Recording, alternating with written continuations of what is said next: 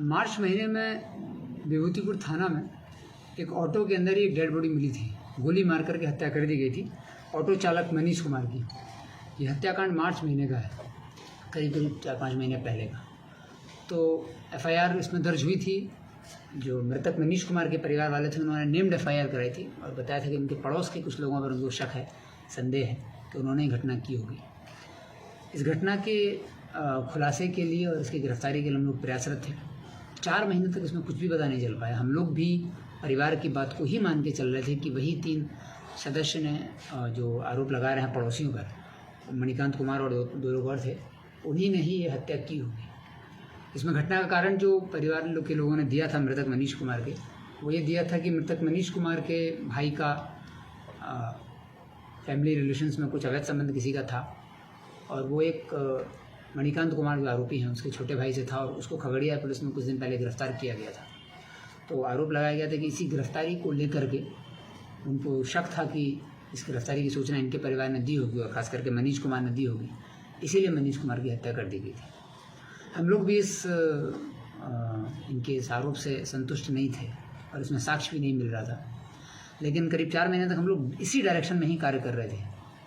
इसमें सफलता नहीं मिल पाई थी, ना गिरफ्तारी हो पाई थी मणिकांत कुमार की, चूँकि पूछताछ भी करनी थी हम लोगों को, लेकिन लोगों का चूँकि एफआईआर में नाम था तो ये पूरा परिवार ही भाग गया था। जब मणिकांत कुमार से ना पूछताछ हुई, ना ही इन्होंने अपना सामने कोई सफाई साक्ष्य भी प्रस्तुत किया कि ये लोग निर्दोष हैं। लेकिन इसमें अनुसंधानकर्ता का रोल और एसडीपीओ साहब का रोल बहुत अच्छा रहा कि इन लोगों ने कई बार रहा कि भाई इसका जो है अब तक डिटेक्शन नहीं हो पाया, जल्दी डिटेक्शन करिए, लेकिन इन लोगों ने उसमें कोई भी गिरफ्तारी या पूछताछ के मामले पर प्रोग्रेस नहीं हो पाई थी। लेकिन इन 4 महीने बाद जब इन लोगों को एक लीड मिली कि ये घटना जो है वो पूरी तरह परिवार ने कंफ्यूज कर दिया, पुलिस को फैब्रिकेट किया इन्होंने कहानी, इसके पीछे कुछ और रियलिटी है।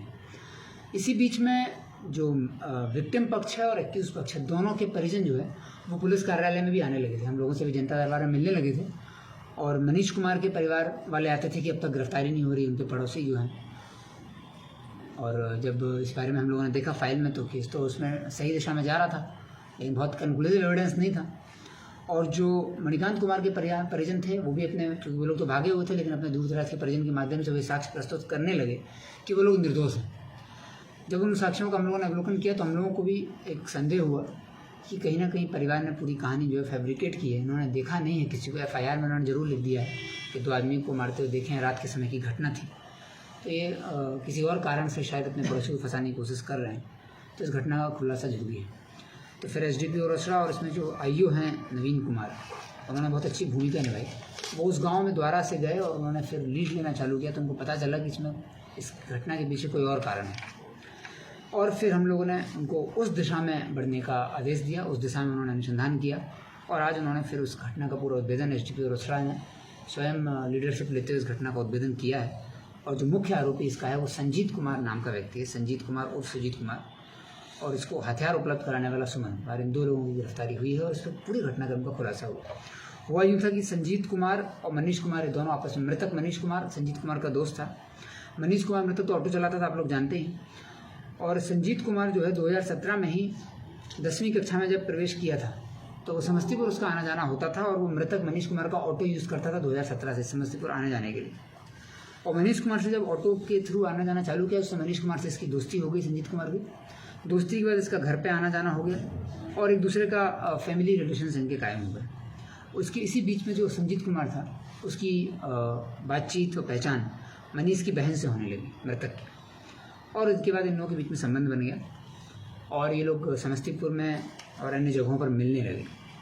जब ये सब हुआ तो संजीत कुमार के पास कुछ फ़ोटोज़ भी थी मृतक मनीष कुमार की बहन के साथ की, और वो फ़ोटोज़ समहाउ मनीष कुमार को पता चल गया कि ऐसा है, तो उसने उस बात का विरोध किया और विरोध करते हुए उसने, जो इसकी बहन थी मनीष कुमार की, उसने अपनी बहन के साथ जो है उसके पेट पर लात वगैरह भी मारी और उसका अत्याचार भी किया और विरोध किया इस संबंध का। उसी क्रम में हम लोग ये भी पता चला है कि जो इसकी बहन थी वो उसका गर्भपात भी करा लिया गया था। इस बात से संजीत कुमार खफा था। संजीत कुमार को ये जानकारी होगी तो उसने मनीष कुमार से लड़ाई भी की और इस बात का उसने विरोध किया कि ऐसा क्यों किया। फिर लगातार मनीष कुमार अपनी बहन को मारपीट करता था और संजीत कुमार को भी धमकी देता था।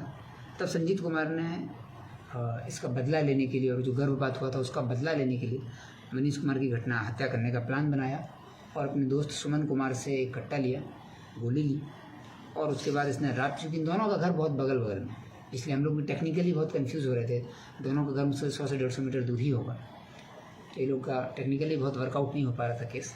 लेकिन जब फिर मैनुअल इनपुट मिला और उसके बाद संजीत कुमार को जब ट्रेस किया गया और इनका फ़ोन में जब फ़ोटोज़ देखेंगी तो फिर इनसे क्वेश्चन किया गया कि इस फ़ोटोज़ का क्या अभिप्राय है, तो उससे फिर पूरी घटना क्लियर हुई।